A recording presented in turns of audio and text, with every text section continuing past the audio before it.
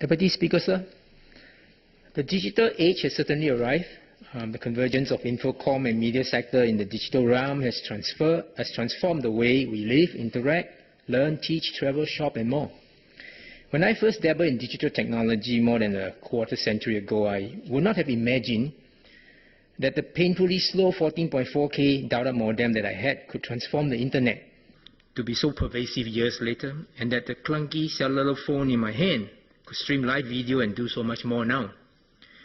The author of the article, The Dawning of the Digital Age, wrote, "We are no longer on the cusp of it. We have all, to a greater or lesser degree, become digital citizens, which means we are both witnessing and participating in seismic change, which permeates every aspect of our daily lives, from work to play, education to commerce," unquote.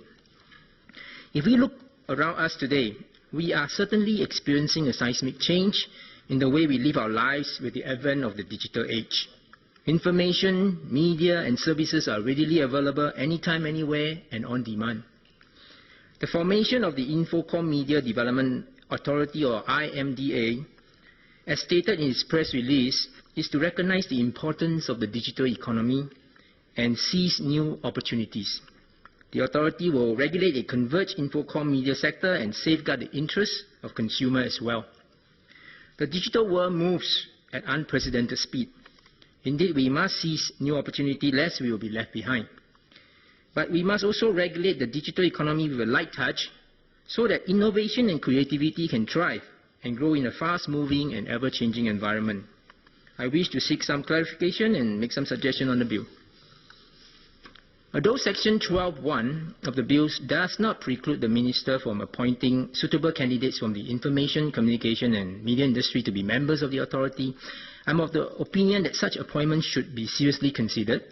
This is important because the authority must possess the depth to understand the opportunities lurking in the converged Infocom media sector and to enact laws and regulation not just to accommodate the evolving sector, but to accelerate the development of the sector as well. IMDA has regulatory and promotional function. How the authority intends to carry out both functions in a converged Infocom media sector, where change is the new normal, will depend on the members it appoints. The Infocom Media 2025 plan states that it wishes to nurture an Infocom media ecosystem that encourages risk-taking and continuous experimentation. Perhaps IMDA should also take some risk and experiment with the composition of its members so that the voices of practitioners in sectors like publishing, video and film production, and online news media are not just heard, but represented in the regulatory decision-making process. Next, in terms of support for local content creators and to promote Singapore as a place to create content, I would like to seek clarification on whether the funding model for this initiative would be different under the merged and enlarged entity as opposed to when MDA was a separate agency. Last, I urge the IMDA to look into enabling more public-private partnership, or PPP, so as to encourage and ensure content with little or no viable commercial values, but of immense public interest to be made available for the benefit of the masses. Example of such content will be the live broadcast of the Olympics. Under Section 5 and 6 of the bill, the authority has to facilitate the provision of an adequate range of media services that serves the interests of the general public and has the power to collaborate with other organizations in and outside Singapore for the purpose of promoting information and communication services and media services.